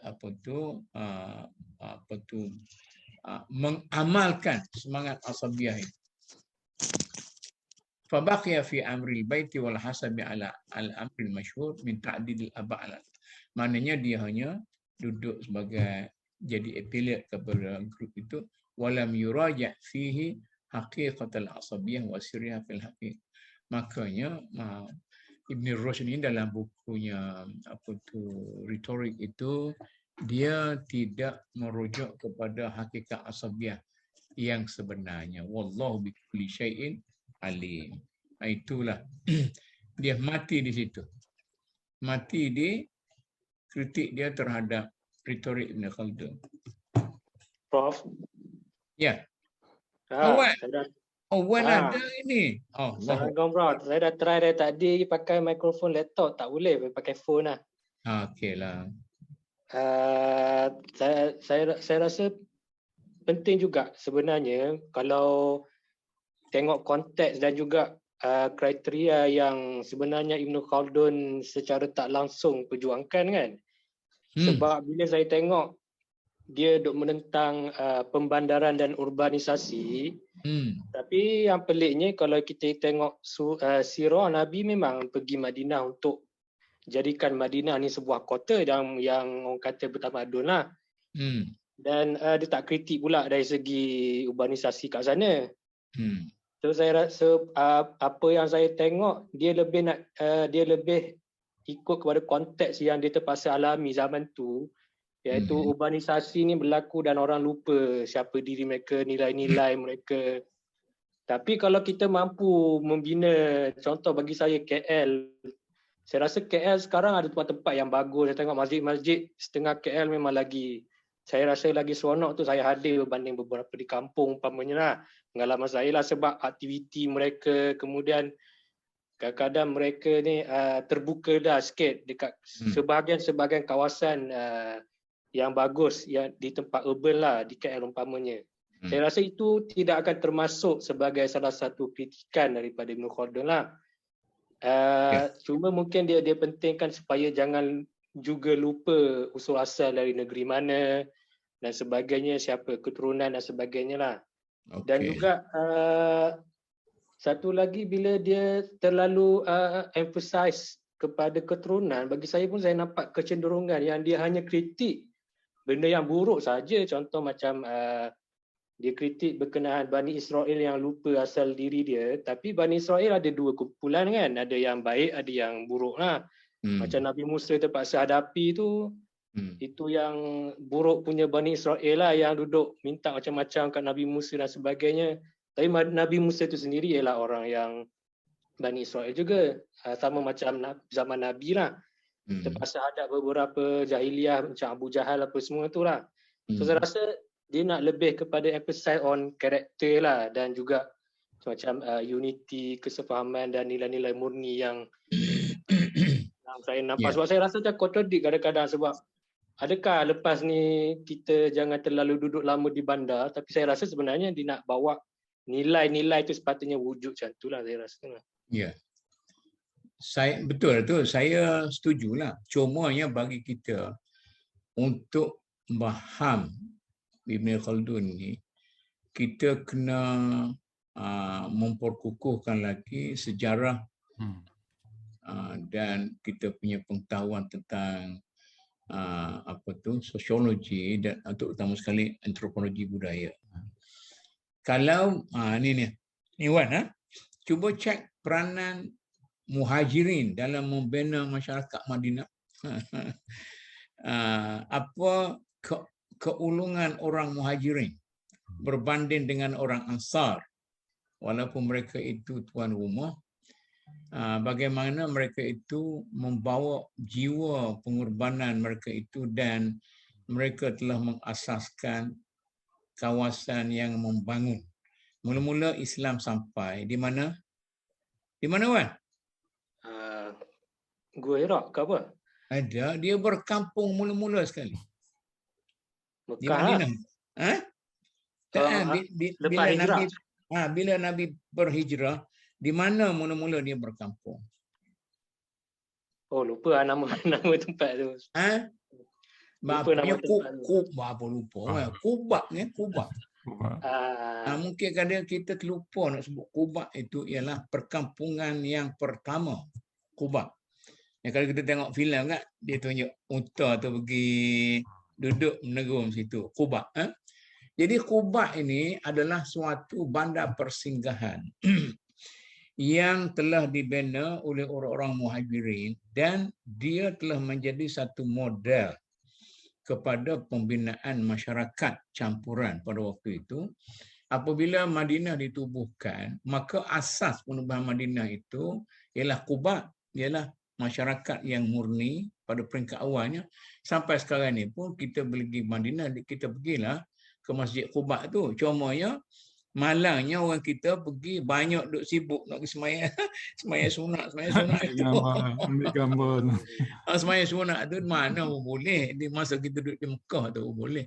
Jadi tak sempat nak meneliti apa dia peranan Kubak dan sebagainya, dan mutawif kita pun dicerita Nabi sampai sini sekian.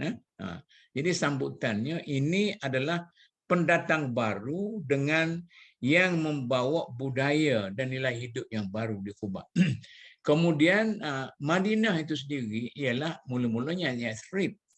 Kemudian orang bila campuran antara orang Muhajirin dan Ansar tu, dia membangunkan Madinah itu, bentuk fizikalnya samalah bandar-bandar di Europe pada waktu itu. City state. Al-Madinah itu makna city state, Al-Munawwarah itu yang percaya.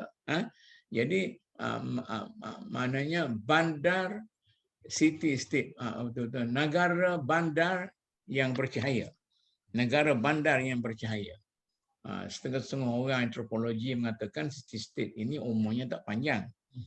Umurnya tak panjang. Dia hanya satu bandar bertamadun lah, Prof. Bercahaya tu. Bercahaya tu bandar bertamadun lah. Tak tahu bukan cahaya ilahi lah tu. Cahaya ilahi. Tapi masa tu, dia city state itu adalah istilah yang popular dari segi antarabangsa pada waktu itu. Di Apollo itu city state di apa tu? Tamadun Yunani, kita ada apa tu? Bandar yang tempat Athens, dia ada Apollo, semua city state semua. Jadi city state ini dibina oleh Nabi, dinamakan Al-Madinah sebagai city state juga, Al-Madinah. Tapi Al-Munawwarah itulah nama sebenarnya, itu yang bercahaya dengan kedatangan Nabi, orang Muhajirin, orang mula-mula sekali. Mereka itulah yang telah menjadikan budaya hidup daripada budaya berpecah, berkelahi dan sebagainya kepada budaya bersatu padu. Bukan saja di antara orang Ansar iaitu Aus dan Khazraj, tetapi juga orang Jurhum, orang Ansar, orang Yahud, orang sebagainya. Jadi ini sebagai satu citizen, walaupun ada kelas 1, kelas 2, tetapi kelas 1, kelas 2 itu tidak berasaskan kepada race, tetapi berasaskan kepada ideologi. Jadi ini masalah-masalahnya. Boleh Wan terima sebagai peranan ahli orang Muhajirin itu. Betul Prof. Cuma menariknya betul juga bila Prof mention ahli Muhajirin tu. Ahli Muhajirin ni dia bukan kumpulan berdasarkan genetik biologi kan. Dia adalah kumpulan yang mempunyai karakter yang sama, perjuangan yang sama, walaupun kemungkinan etnik berbeza lah, macam itulah. Ya. Tapi yang penting budaya dia tu. Betul. Ana etnik tu, Ana mencelah sikit, Ana ada satu bincangan semasa ni agak menarik kerana banyak juga tokoh-tokoh sejarah kita ataupun tokoh-tokoh Islam. Kadang-kadang dibaca begitu rupa. Kerana kita melihat tulisan dia, kadang dia dalam bahasa etnologi orang putih kita guna boleh tengok the forest and the trees. Boleh tengok gambaran luas yang nak disampai oleh Ibn Khaldun. Pokok ataupun dalam hutan ada pokok. Kita kena tengok hutan yang besar dan pokok yang kecil dalam tu. Walaupun Ibn Khaldun rasa membicarakan soal bangsa Arab, tapi dia juga terpaksa tulis mukadimah sebelum dia tulis sejarah. Sebab dia nak cerita mengenai satu prinsip mengenai ketamadunan. Jadi satu tamadun yang betul-betul berjaya ialah tamadun yang dibina oleh Islam. Yeah. Tapi cara dia mula dan dia mengembang tu penting. Jadi dia berkembang daripada Al-Sabiyah. Jadi itu yang Ibn Khaldun nak cuba, anak rasa telah kita baca sekat sekini, bahawa ada ciri-ciri, kualiti dan karakter yang ada pada kaum Bani Quraisy yang bersama Rasulullah di Mekah. Sekumpulan yang kecil tapi kuat mereka punya faham Islam, kuat mereka punya akidah dan juga akhlak mereka.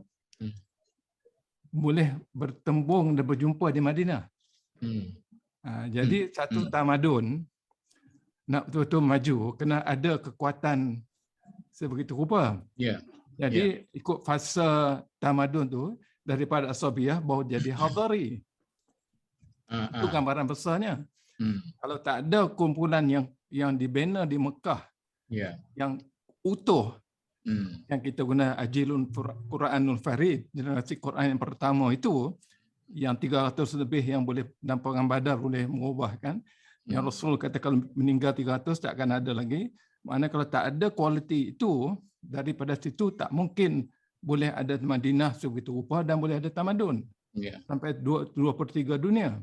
Jadi makna dia, tapi bila mula hilangnya Hadari, bila Hadari itu makna orang daripada Mekah boleh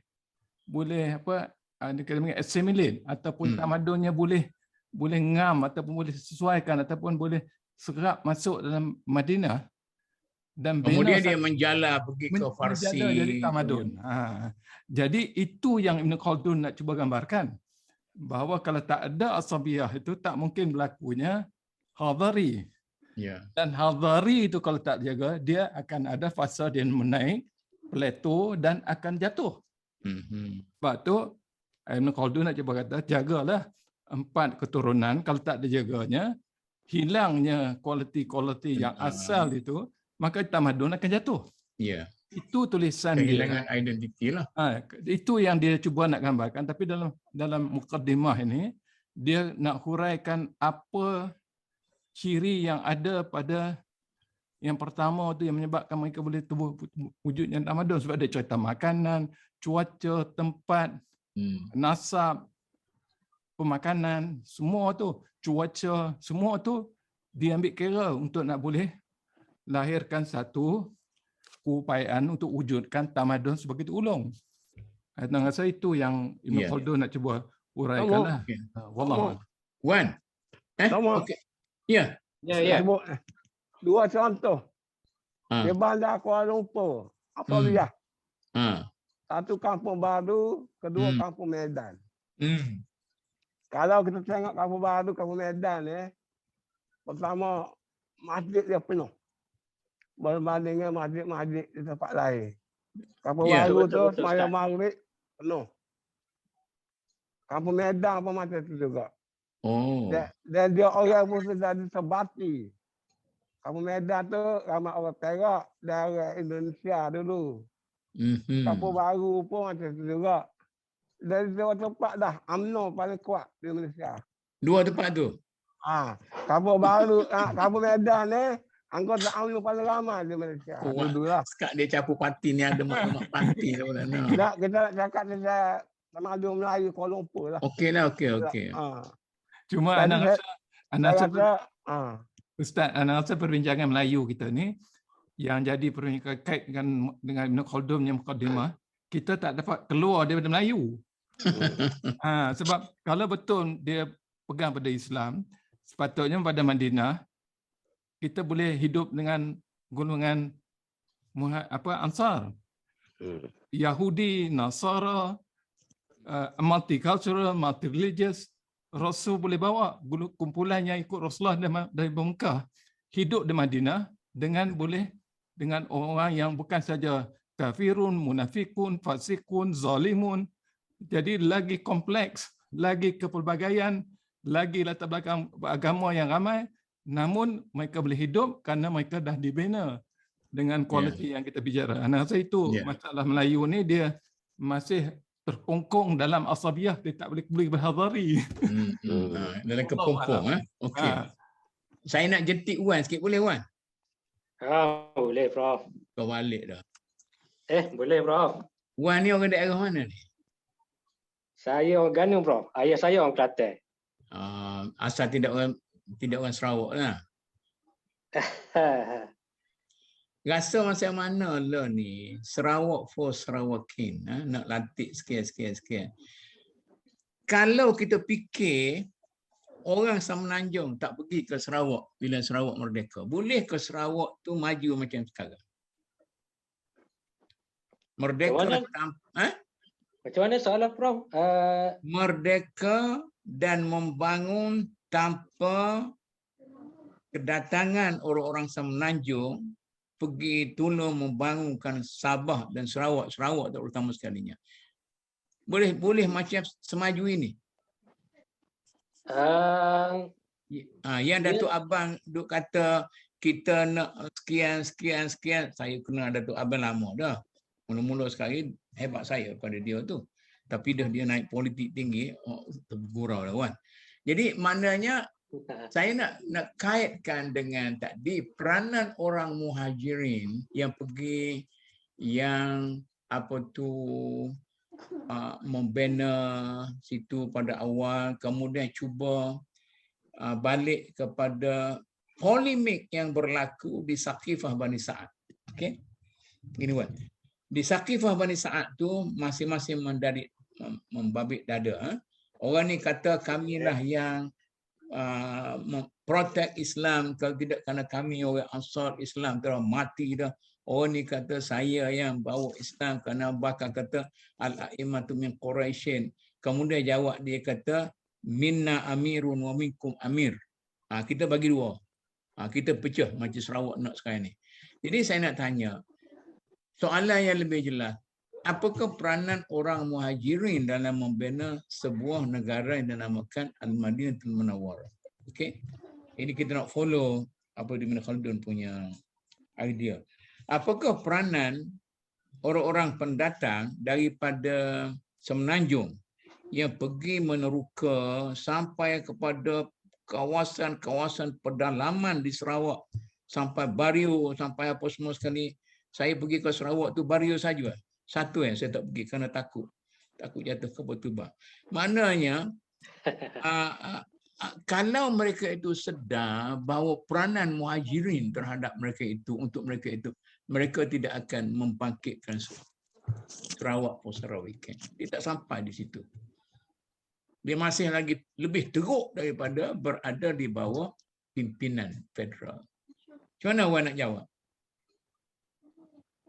So peranan pendatang tu maksudnya merujuk kepada Semenanjung lah. Semenanjung membawa satu budaya asabiah Melayu. Saya rasa penting Prof untuk faham yang first kena faham yang Sarawak ni dia bukan Melayu, dia banyak Bumiputera lah dengan orang asli. Yes. Kemudian fahaman dia mainly bukan Islam kan, mainly campur lah. Jadi kalau tengok sejarah pun masa muhajirin nak pergi ke Ansar tu sendiri memang dah well known dengan orang Islam, dia memang respect lah. Kemudian dia memang jemput kan. Jadi saya rasa dia macam ni, dia pergi atas perjanjian macam treaty kita lah. Bentukkan Malaysia di Aqabah 1, Aqabah 2, Aqabah 3 tu dia semua tapi Prof dia jemput kan, dia buat perjanjian tu memang dia jemput muhajirin untuk datang berdakwah tu kan. So saya rasa before that Prof adalah penting untuk bina networking yang, sebab perjanjian yang Semenanjung dengan Sarawak ada ialah perjanjian untuk merdeka saja. Dan mereka expect yang hak-hak mereka ni akan dipertahankan lah. Tapi masalahnya banyak yang mereka komen bahawa pentadbiran yang terlalu berpusat di Putrajaya, Semenanjung tidak sangat mempertahankan perjuangan hak-hak mereka. Sebab itu banyak bajet-bajet umpamanya. Kita pun sendiri Prof, kat Pantai Timur, kita pun rasa tak adil. Macam banyak pembangunan berlaku di sekitar Pantai Barat. Dan memang saya sebagai rakyat Terengganu pun saya tak puas hati sebab kita bayar minyak begitu mahal. Jangan libat lagi Kelantan Terengganu tu. Itu kerana kebodohan mereka sahaja. Jadi apatah lagi rakyat Sarawak dengan Sabah, Prof. Sarawak pun ada minyak, Sabah ada minyak. Hasil dia punya hutan begitu banyak dan diorang tak rasa bahawa mereka ni dihormati. So saya rasa orang Semenanjung pun kena menunjukkan satu orang kata hibah orang panggil. Saya tanya macam ni ya. Adakah kemungkinan Sarawak boleh semaju sekarang tanpa kehadiran orang Semenanjung pada waktu itu? Membina keyakinan untuk mereka. Yes and no, Prof. Sebab satu sisi memang orang Semenanjung yang banyak juga tolong diorang merdeka dan sebagainya.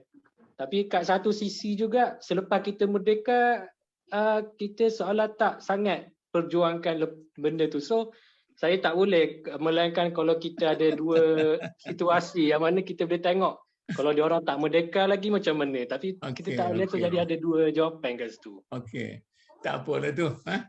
Cuba kita check baliklah.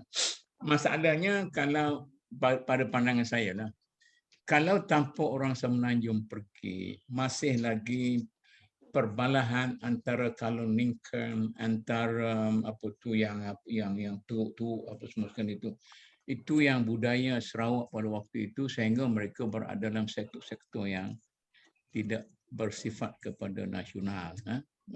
Jadi kekuatan duduk pada berasaskan kepada keluarga ni.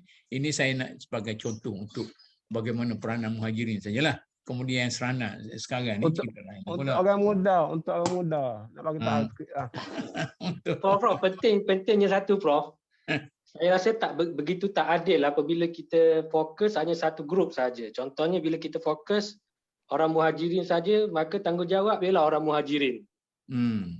Sebenarnya kita kalau dalam apa yang saya belajar, sebab saya ekonomi, Prof, saya background ekonomi, so memang kita kena, bila kita pergi ke lebih atas, contohnya pembinaan polisi dan sebagainya, kita akan kaji dari segi pelbagai sudut lah.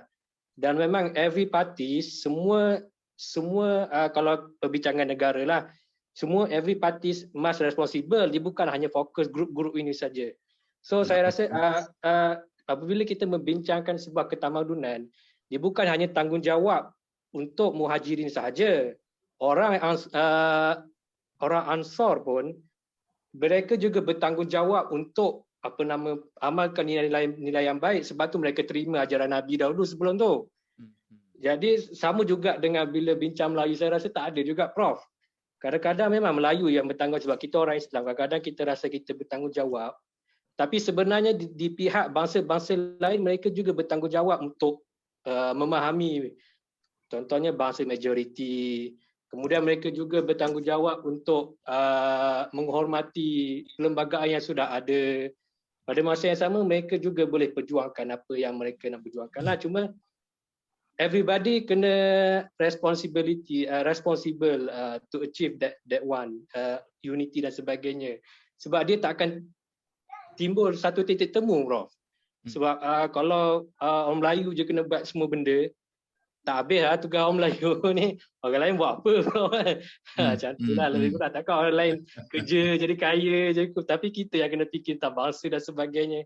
Kita pun tak kerja pun separuh masa lah. Macam tu lah. Okey. Tak apalah tu.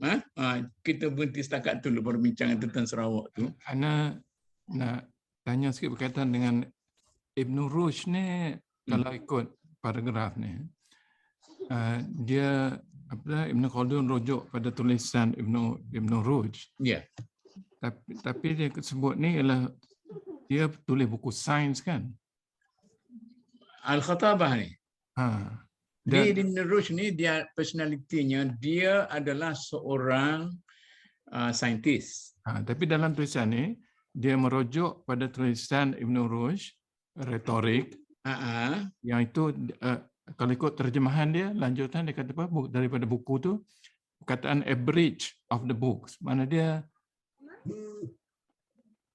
cuba Datuk tengok terjemahan dia, ulang balik pada apa line tu. Dia kata waqad ghalata Abul Walid Ibn Rushd fi hadha lamma dhakara al-hasaba fi kitabih al-khatabah ataupun khitabah min talkhis kitab al-muallim al-awwal. Dia kata macam mana dalam buku tu? Wal hasabu huwa an yakuna min qaumin qadimin nazalahum bil Madinah. Madinah di sini ni ialah bukan Madinah Munawwarah ni. Ya. Madinah ni di bandar-bandar yang bangun. Tapi Dia buku kata yes. Perkataan abridge mana dia dalam bahasa Inggeris, bahasa Arab atau terjemahan asal dia daripada buku sains itu ataupun sebahagian daripada buku dia? Daripada buku Aristotle tu. Kesimpulan. Daripada buku Talkhis kesimpulan daripada Alim Asal al-Awwal. Dia buku retorik itu adalah ringkasan kepada buku Aristotle. Jadi bukan Ibn Rushd lah asalnya. Ya. Mana Ibn Rushd komen atas Aristotle ni buku. Yes. Dia nak rasa yang Ibn Khaldun nak cuba kaitkan bahawa tak ada kaitan hanya dengan soal prestige. Dia kata, yalah. Dia kata dia tidak maknanya Ibn Rushd mempunyai anggapan yang salah. Begitulah. Tapi maksud dia status ataupun prestige tu, kedudukan tu, Ibn Khaldun nak cuba katakan bahawa dia perlukan kuasa. Ya. Jadi tak cukup dengan kita hanya secara retorik ataupun hidup dalam satu nasab, tapi tak ada prestige. Prestige tu datang sikit dengan ada kuasa. Okey. Jadi dia kata kalau pergi dengan seorang-seorang macam tu tidak mempunyai pengaruh yang satu asabah, pengaruh satu geng dia kan, dia tak boleh jadi. Jadi makna dia untuk dapat kesan dia mesti ada juga prestige atau di sini kata power. Dalam bahasa Inggeris dia kata pergi dengan tanpa ada kumpulan yang ada kuasa. Yes. Jadi makna dia kalau kita betul-betul bincang dalam bab ini nak boleh pengaruh, kita mesti ada pengaruh yang kuat bersama dengan nasab yang mana kita ada kuasa, ada prestige. Ada prestige, ada kuasa, ada geng dia yang boleh kata kekitaan, semangat kekitaan. Jadi itu yang jadi asabiyah yang anda guna itu kata kekitaan tu. Sebab tu Ibn Khaldun nak cuba hujah kalau tak ada asabiyah kekitaan itu, tak ada kekuatan jamaah atau kekitaan group cohesion atau asabiyah yang kuat itu, yang mana ada pengaruh yang kuat dan kuasa, tak mungkin dia ada kesan yang mana dia nak cuba huraikan selama yang tu lah. Betul. Tapi jadi, dia datang juga daripada dia terhadap Ibn Rushd di sini ialah kerana Ibn Rushd tidak elaborate panjang lah. Bagi tahu begitu ya. Dia nak kata Ibn Rushd tak hidup, tak dapat kupas begitu, cuma dia kata hidup dia, sedangkan dia kata soal al-bait dengan prestige tu dua-dua penting. Ya. Sedangkan dia kata mungkin Ibn Rushd tak biasa, tak terasa tu penting lah. Dia kata takkanlah mu akan dapat tempat yang sekian bagus kalau mu pergi seorang kedi-kedi. Jadi mesti seorang bawa geng.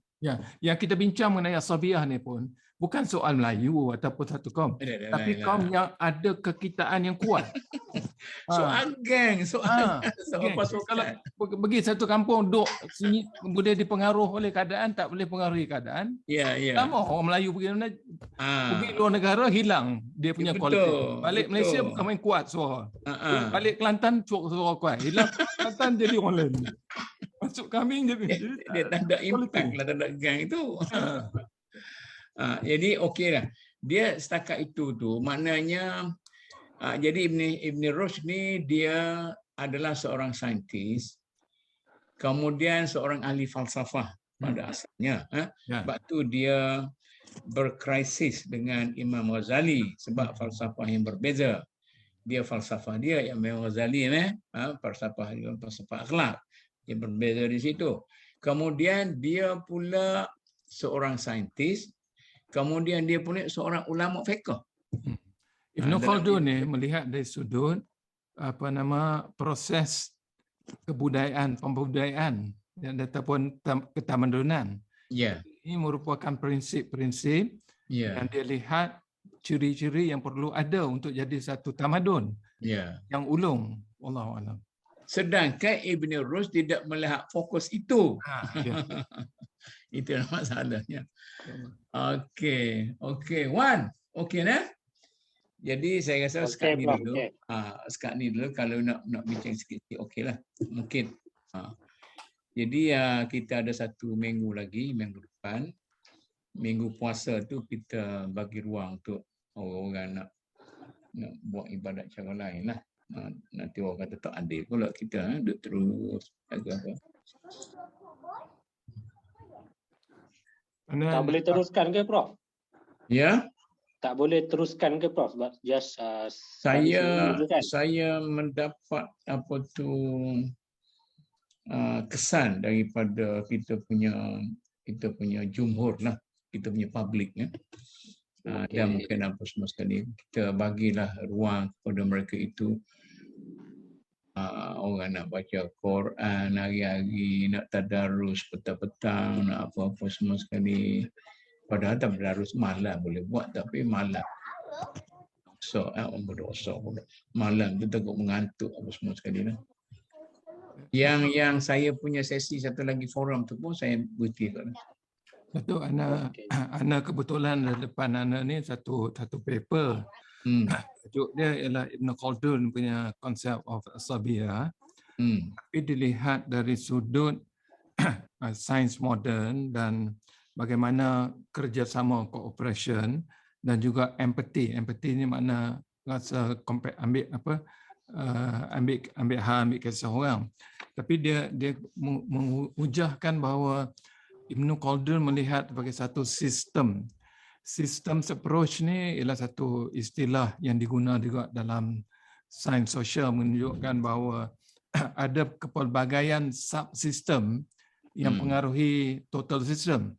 Jadi konsep forest dengan trees tadilah melihat gambaran besar dan juga bagaimana tiap-tiap satu sistem kecil saling menghubungi ataupun ada hubung kait. Jadi saya rasa tulisan Ibn Khaldun ni memang satu yang mungkin kalau Ana sebagai latar belakang social science melihat dengan sistem punya thinking, maknanya dia lihat kepelbagaian sistem yang saling hubung kait untuk mewujudkan satu fenomena atau realiti yang berlaku dalam sejarah lah. Jadi bila kita bicara satu perkara, kita tak boleh tengok satu sistem, kita lupa bahawa macam kita ambil badan lah. Kita tak boleh ambil, kita kena ambil badan seluruh tubuh badan. Macam mana otak, badan, sistem khazaman berbeza, sistem mata berbeza. Jadi tiap-tiap subsistem ni menjadikan kita sebagai satu insan. Jadi nak rasa menarik bila kita bicarakan Ibn Khaldun. Tapi kalau kita ambil Ibn Khaldun, cara idea dia satu keluar daripada keseluruhannya, kita tak dapat gambaran terpisah. Jadi menarik komen-komen ni lah. Saya ingat masa duduk di Senate Universiti Melaya dulu, Pak Ku, ingat tak kan? Pak Ku duduk mengepek, dia kata doktor-doktor kita kalau doktor bidang apa pun dia tumpu pada bidang dia lah. Dia anatomi dia tak apa, sebab tu dia cuba ubahkan sistem tu. Macam kita ini dalam bidang apa pun dia menjadi doktor pada orang sebagai seorang. Bukan kepada doktor dia punya untuk bidang dia sajalah. Macam kita bincang kita pula, Islamic, kebangkitan Islam tu pun memerlukan saling hubungan antara pure science, social science. Sebab tu isu integration dan Islamization tu menjadi satu yang berterusan. Sebab soalnya apakah kita nak wujud sains baru sedangkan kejayaan manusia tu ada juga dalam social science, dalam sains-sains yang lain. Jadi betul. saya rasa yang paling baik ialah kita dapat integrate atau adunkan pencapaian dalam semua sains lah. Wallahu a'lam. Betul.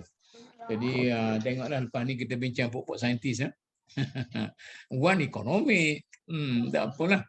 Kalau Syekh sosial. Okey, setakat dulu kita hari ni ya. Insya-Allah kita akan minggu depan sekali lepas kita nak kata apa ni? Dah. Okey dah. Okeylah. Assalamualaikum warahmatullahi wabarakatuh.